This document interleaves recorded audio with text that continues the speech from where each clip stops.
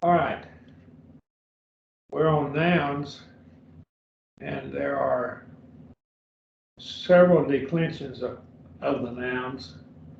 And so if you're looking at them, notice we go back up here just a minute. We have the feminine article. So the nouns we're covering now are feminine nouns, feminine gender. And here, agape is one of those feminine nouns. And so we have the article, this Ada with a rough reading is pronounced hey. And so we have hey, prote, agape. So the first love. And this is the nominative case. Now then, let's talk about the cases.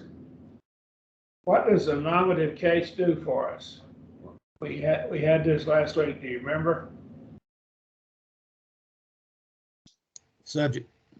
It nominates or names the subject or the predicate nominative, which is a renaming of the subject. So it's actually naming the subject. The nominative case noun is the one who is doing the action of the finite verbs. So a finite verb has its subject in the nominative case. Okay, everyone understand? Right? Genitive case. We get our English word genus from it. So what is the genitive case?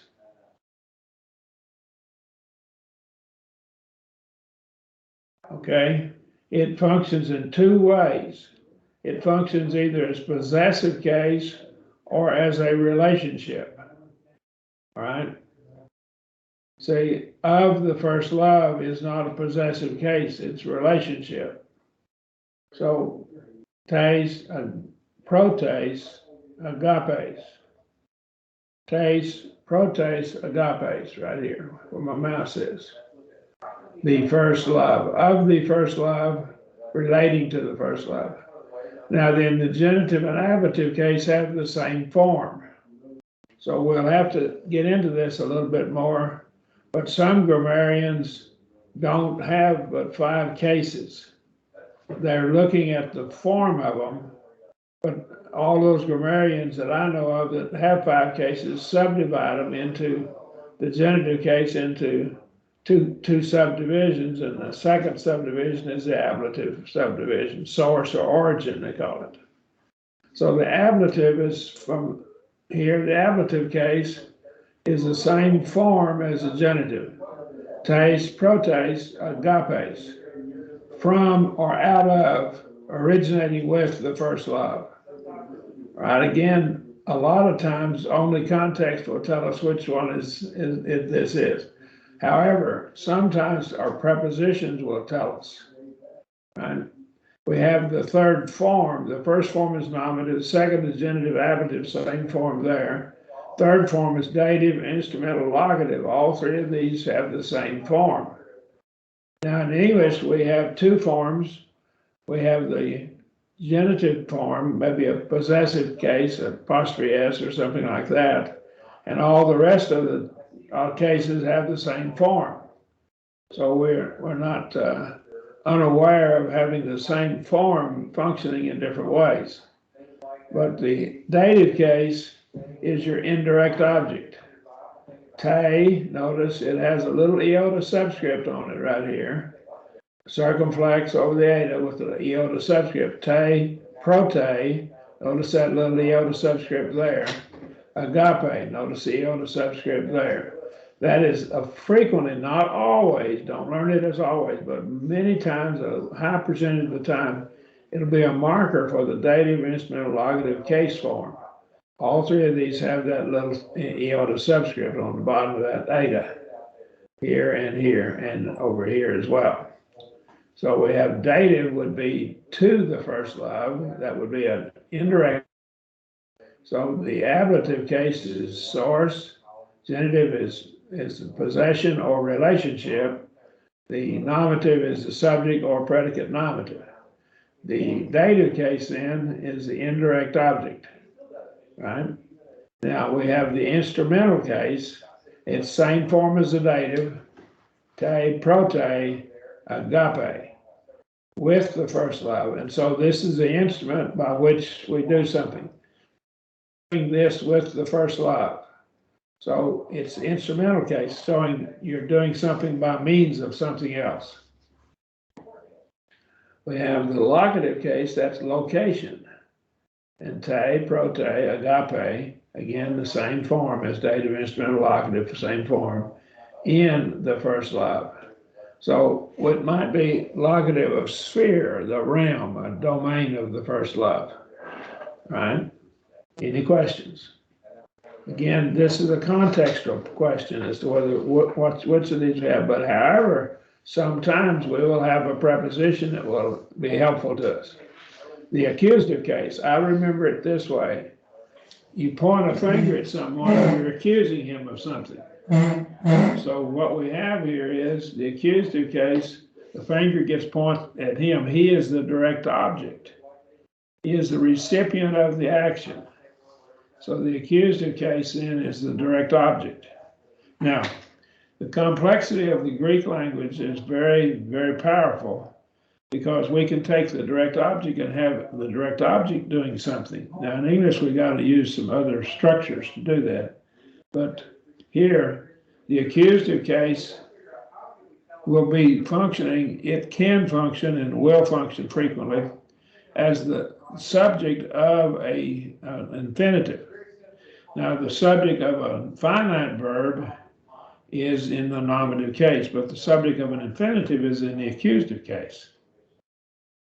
We'll get to this a little bit later. So this form is different form, and there's only one case that has that form, your accusative. Te, prote, agape.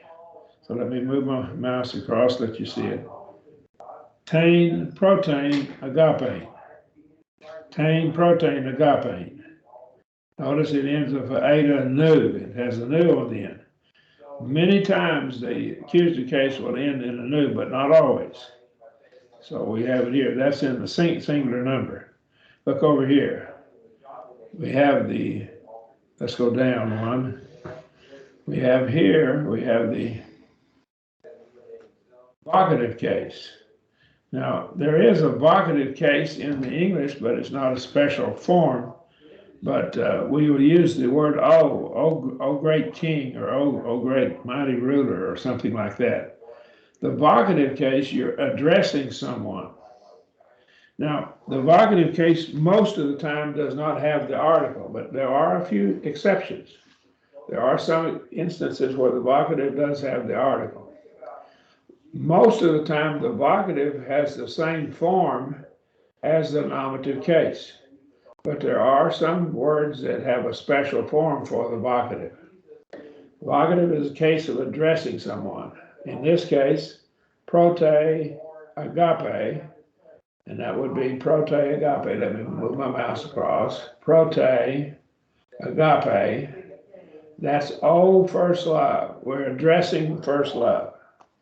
And you might do that. You might, Jesus, or one of the prophets might address the hills or the mountains and speak as if he's speaking to them in a figure of speech, personification. Now, what we do here is we come up to the plural form, and you notice here we have the article. The article, the feminine articles are always the same. There's never any variation in the articles.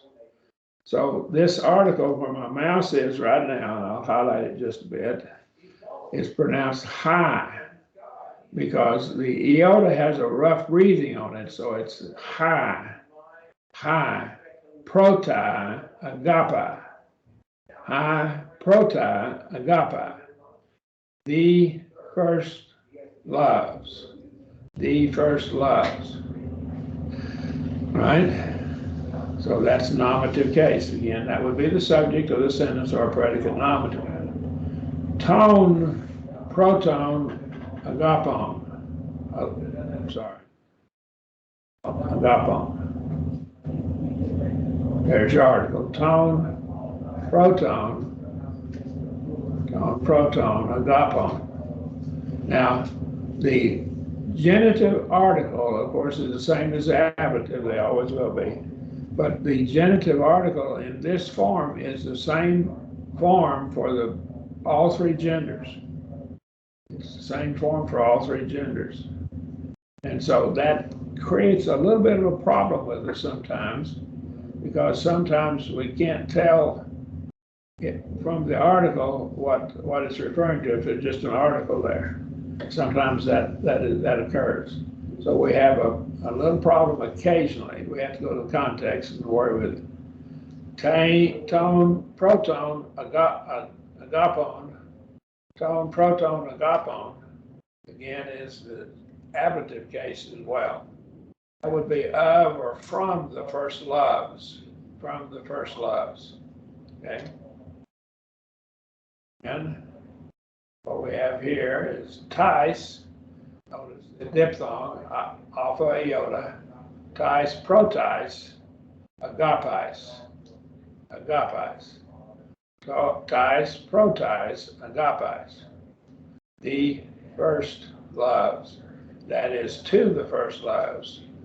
Say, that would again function as could function as an indirect object. Right? Again, the same form, same spelling and all. That's agapis, and that will be the instrumental case. That would be by means of the first loves, or with the first loves. The first loves, plural, say. And then we'll come down. We have tis, protis, agapis.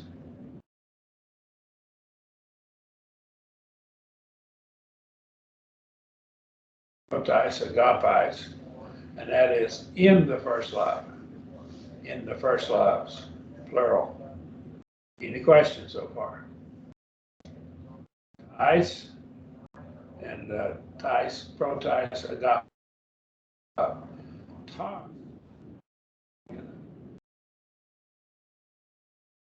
Tis, protos, agapos. It ends up with alpha, sigma. Now, alpha gets an A as in father, tos, protos, agapos. So we have the first love, and that's a direct object. That's the receiver of the action. Or it could be the subject of an infinitive. But your infinitive will not take a nominative case subject. It'll take an accusative case subject. So that's the beauty of it. When you look at the infinitive, you need to look for the accusative case subject for that infinitive. And we've already introduced infinitives. Infinitive is infinite. It doesn't have any limits. It can refer to first, second, or third person, singular or plural. So it's infinite. It includes all. Right? Agape. Proti, agape. And that again is the vocative case. That would be all first loves. You could address the first loves. Any questions?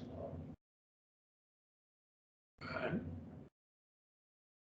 Now, we looked at the accent on nouns. The accent of a noun in Greek, as in English, must be learned from the word itself, from a dictionary.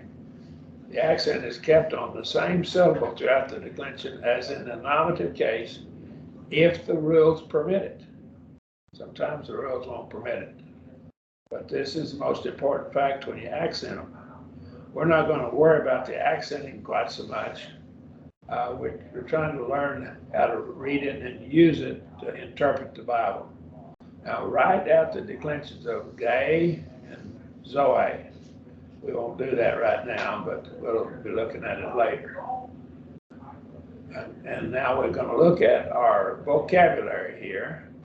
Agape, agape. Now this is not agape, it's agape.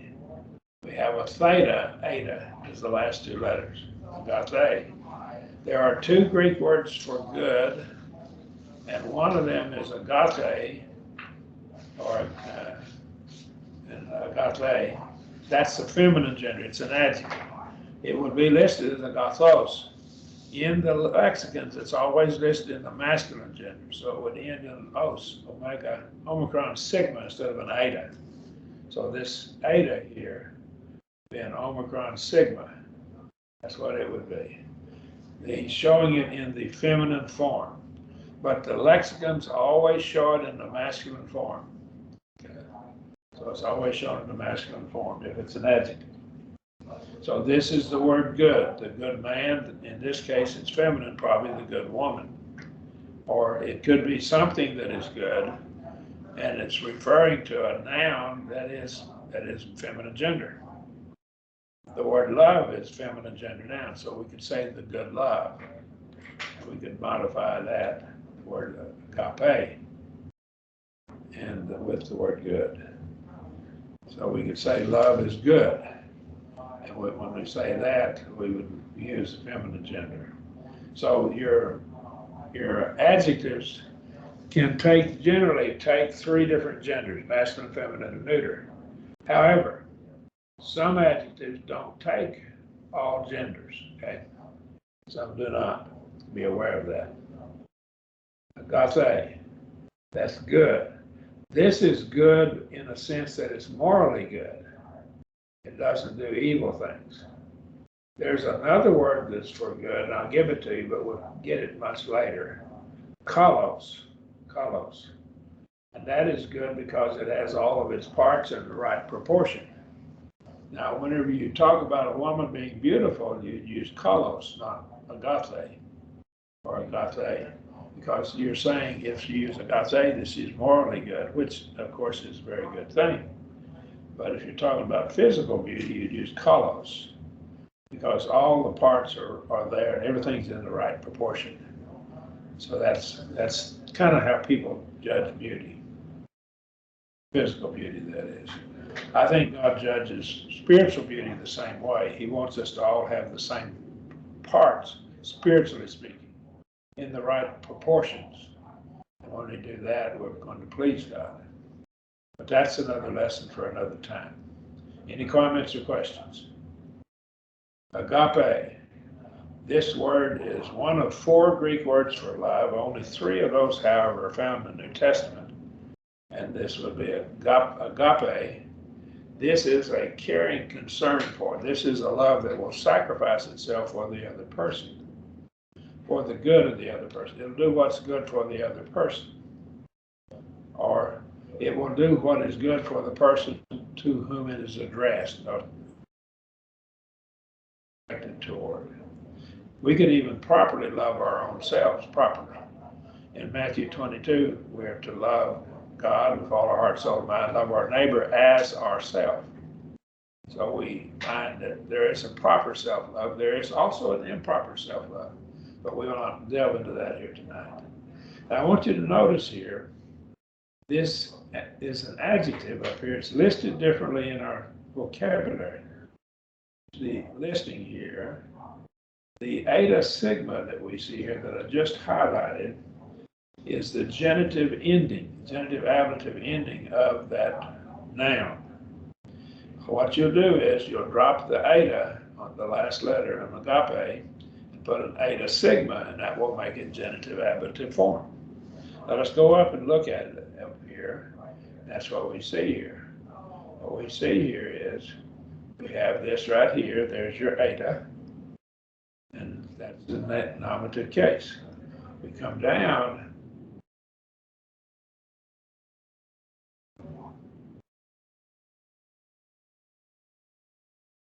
Letters, we drop the eta off the first one, put an eta sigma in its place, and that makes it genitive form. Everyone see that? Any problem with that? Okay. Back down here. So all of your nouns are listed in this format. All right. Now this is a feminine noun, so it has. How do we know it's feminine? Well, we know it's feminine because they list the article, the nominative singular article that goes with it. And eta, hey, eta with a rough breathing, is a feminine gender nominative singular article. The word the. By article, I mean the word the. And so this tells us 2 things. It tells us it's a noun, and secondly, it tells us that it is a feminine noun. Okay. And we have the ending given in the lexicon for the genitive. Any question?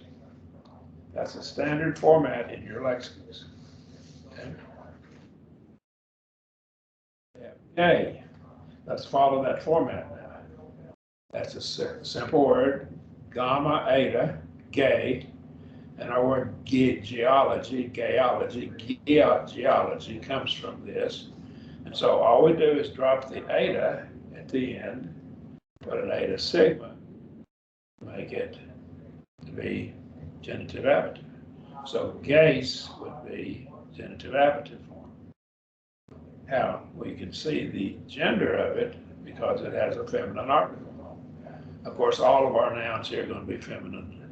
They're not going to have it. They're going to introduce the other genders at this time. Are there questions? Why do they focus on just those two cases specifically? Well, that gives us a whole lot of the endings of it and the basic form of it.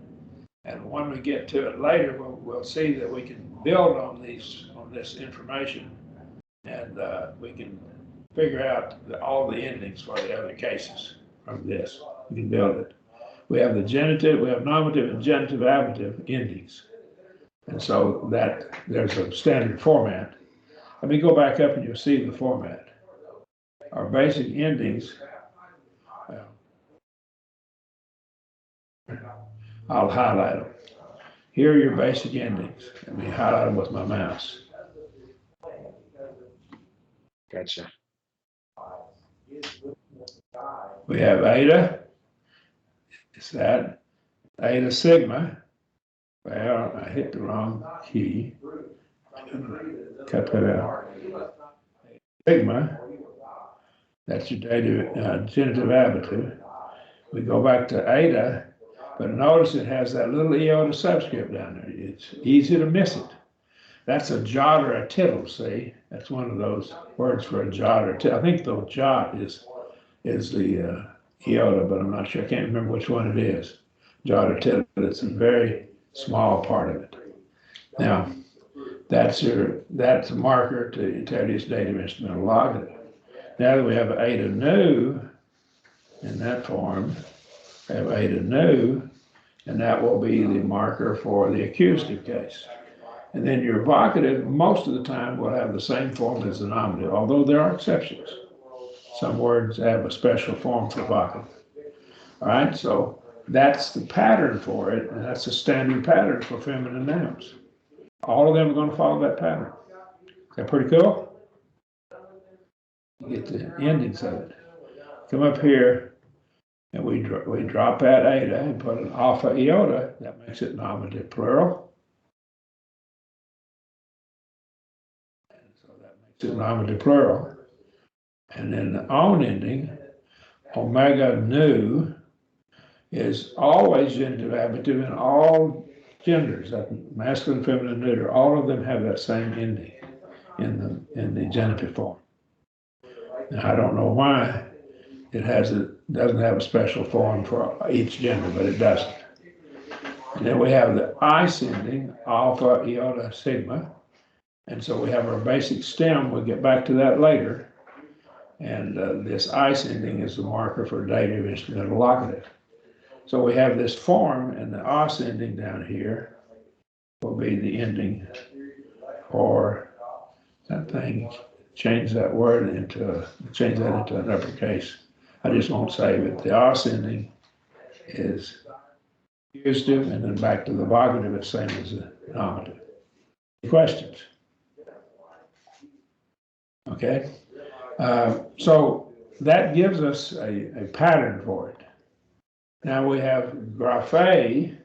Again, notice it ends in an eta, graphe, and so that will be nominative singular. Graphes would be genitive ablative singular, and of course it's feminine because it has a feminine article. You see the pattern? If everyone see that, what we're saying here?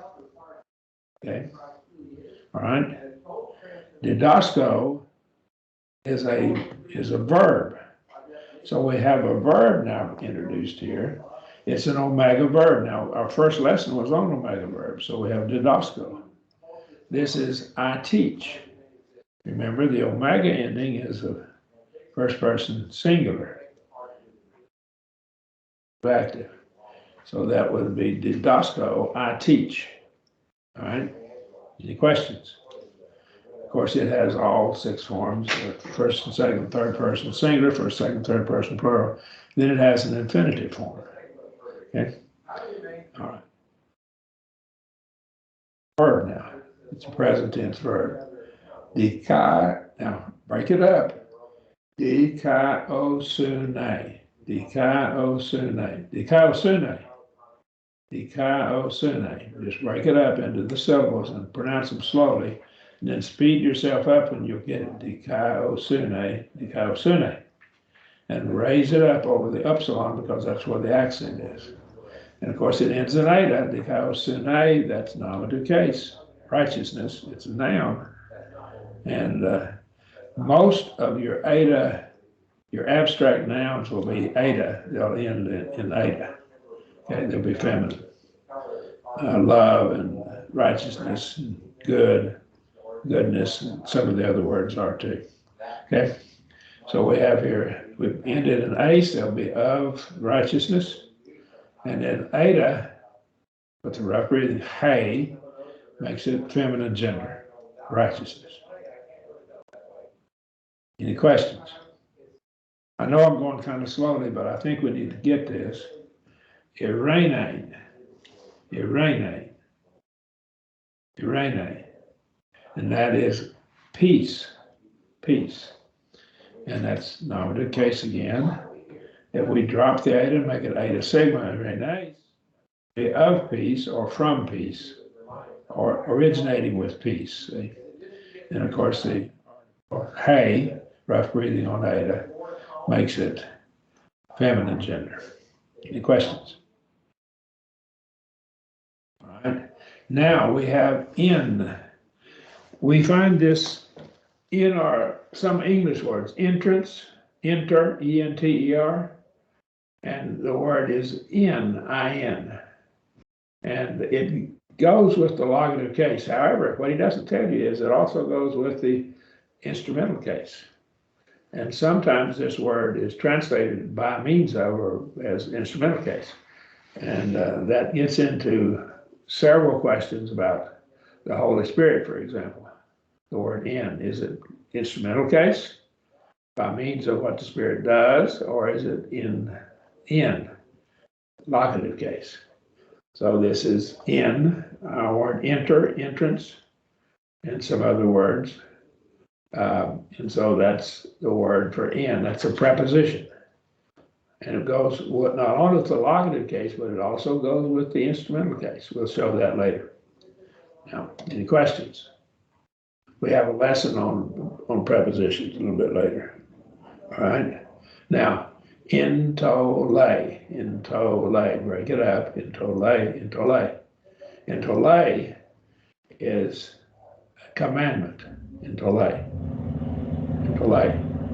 Intolace, drop the eta, make it eta, say it intolace would be of commandment, of commandment, or from commandment.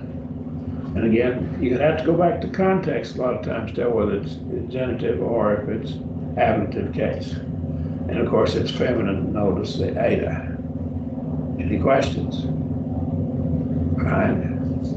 We have zoe. Again, we have 2 vowels, so it gets 2 syllables. Zo-a. Break them up. Zo-a, accent theta. Zoe is life. And our word zoo comes from this, like zoology. Zoology. Zoe, that's life. Now then there's another word for life, bios. And when we're talking in the New Testament about spiritual life, Zoe is always the word that's used, never bios. Bios is biological life. And it's the lower life. Zoe, life, nominative case. Zoes, of life or from life.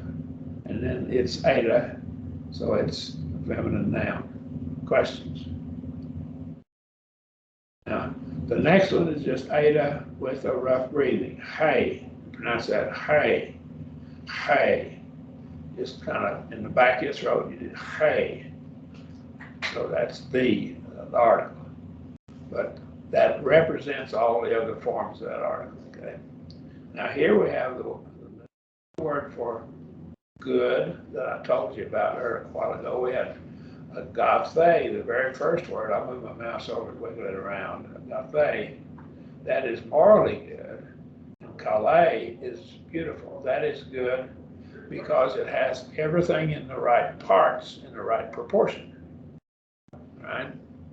I saw a study that was done on children and their view of how a person was recognized as being good looking. And what would happen is they would take a little child and let it look at a person.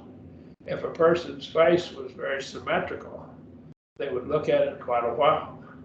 But if the face was warped or twisted somehow, like the nose was crooked or something like that, or the person was cross-eyed or something like that, they would turn their head away from the person and look somewhere else. And their view, their conclusion was that that little child was concluding, because they weren't symmetrical, that they weren't good looking. And I think in general, that's what we look at. We look for symmetry.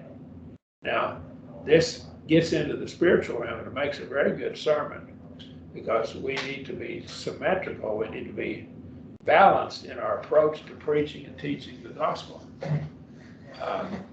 When I was taking senior level Greek at Oklahoma Christian, one of the instructors or professors there, Raymond Kelsey, sat in this other class, Great Christian Doctrines class, and he made the point repeatedly that we need to have balance in our preaching and teaching, and I believe he was absolutely right.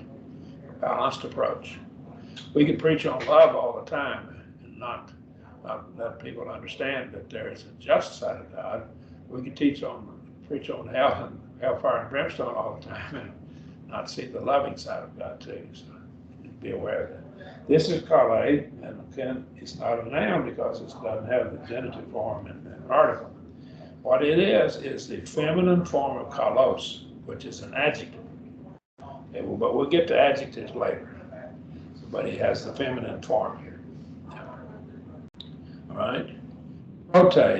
Prote. And this, of course, is also an adjective, and it's a feminine form they're giving here because we're dealing with feminine nouns. Prote, that would be first, the first something, the first something. And being feminine, it would modify or refer to a feminine noun. Questions? Prote. Our word prote, a prototype, for example, comes from this. Synagogue. Synagogue. Synagogue. Synagogue. Synagogue, and that's synagogue. And it's a combination of two words. The first three letters we'll get to them later are a preposition. And ago is to lead. And so let me highlight the ago part. Ago here is to lead. I lead. That's a verb. Synagogue. So that's a place that you lead people to, where you come together with one another. Okay. So again, we have subjects in our prepositions too. This word generally has the coming together of people. Okay. It refers to people. Any questions? And again, it's noun because it has an ace. It has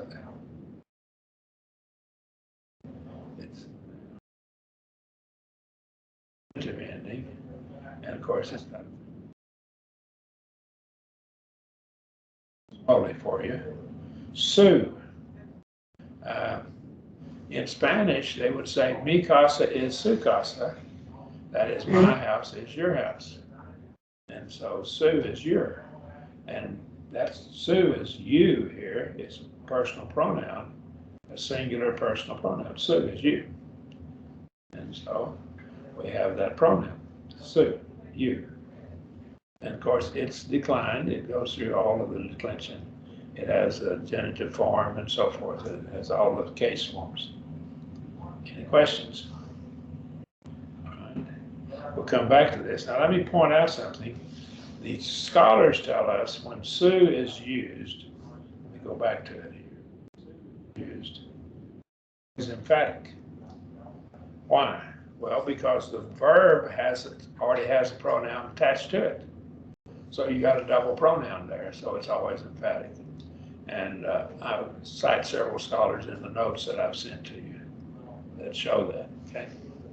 Any questions? Now this is a C, suke.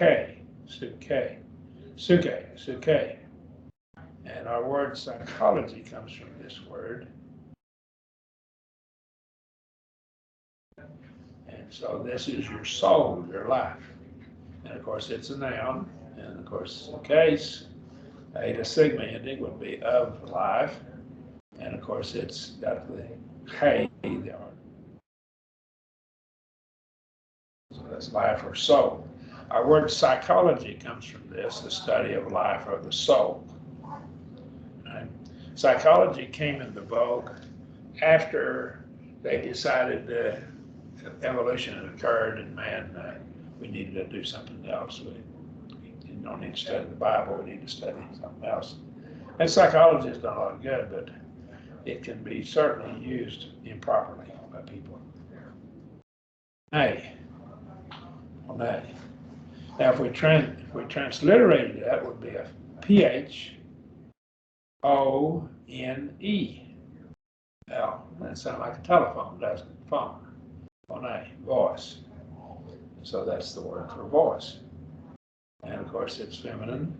Phonase would be of or from voice. And it's got the article, the feminine.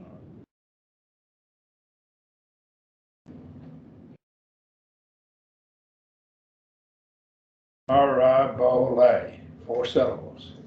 Parabole. Parabole. Parabole, see. Speed up, parabole. And our word parable comes from this. Now this again is 2 words put together. It's like English, everyone is 2 words, everyone and someone is 2 words. So we put words together to make other words. Para is beside, ole is something cast or thrown. So balo is I throw, see that's a verb form of it. Ole, parabole, something thrown beside something else for comparison purposes. Parabole, parable, paraboles of parable, and parable, lane, and so forth. And we can have the various forms and cases. Questions? Anybody? Now, let's go up here. We have something called syntax, and this word is used in English as well, but it's from 2 Greek words, and it's soon and taxis, to arrange things together, or to arrange things with one another. So it's the rules by which words are put together into a sentence. All right? So we have 4 rules of syntax that we want to learn. And I've already given one up to you, but we'll give it again. The subject of a finite verb is in the nominative case. Always is. So let's come down to this sentence here. Okay, let me highlight it. A, gay, eke, I, re, non. A, gay, eke, I, re, non. A, gay, eke, re, non. So the land has peace. And so the land, gay is land, the land. Now the article has meaning. And if the article is there, you need to kind of look for its meaning. It's like a finger pointing at something. And frequently it may point, in this case, it may point, the word land may have been used in a prior part of a sentence or 2 in the context. Right? So it's pointing to something specific. The land has peace. Okay? Any questions? Next sentence. And of course, the subject of that sentence is gay, nominative case. The finite verb is eke. I'll highlight it. Peace is in the accusative case, which means it's receiving the action of having. So it has peace. That's your direct object. Questions? All right. No questions? All right. Now let's take this next one. Hey, notice it's got a referee. Hey, into lay. Age, zoane. So hey, into lay, age, zoane. Zoane. Zoane. Hey, into lay, age, zoane. So the commandment, and you can see it right at the top of the screen, it's commandment. And age is from ago, it leads or it brings life. Zoane is the accusative case, so it's life is what got brung or brought by the commandment. And this word is always the word that's used for spiritual life. It's never used for biological life in the sense. They always revert to bios for biological. Questions? So our rule is the subject of finite verbs in the nominative case. Hey in tole is nominative case. Subject of age, the finite verb. The direct object of a transitive verb has to have an object, is in the accusative case. So didaske, right?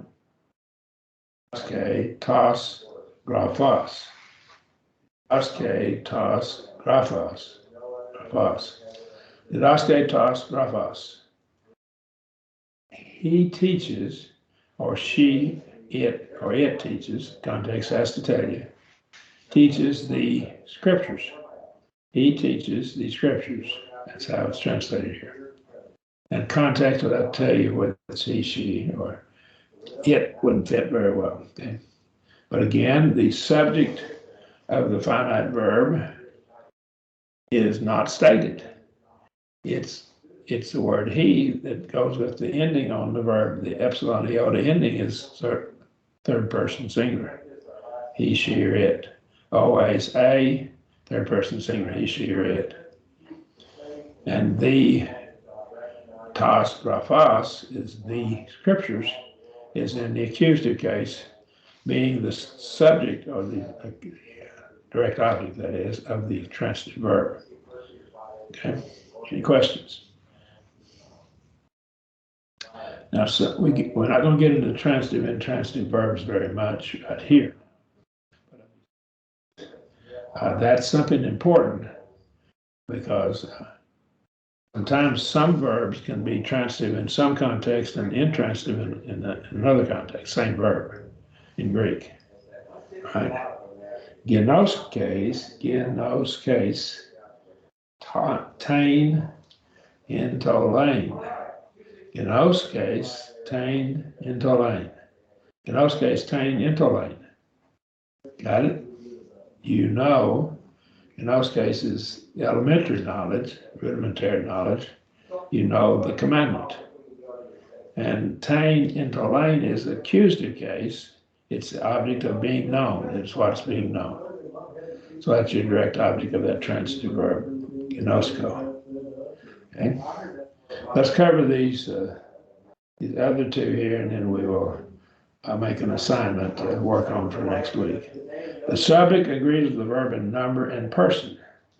Ego lambano. Ego is I, first person singular, and lambano is first person singular verb. And so they agree with one another. I take. Now, when you have ego, it is always emphatic, just like Sue was a while ago. It's always emphatic. Why? Because the verb up here, mega ending, is first person. It is the word I. It's the first person. Okay. Now let's go down to the next one. Hi, graphi, a goosey. so ain't. I graphi, a goosey, so ain't. These scriptures or the writings lead or will bring life. Right? We'll stop right there and we'll start with D next time. Any comments or questions?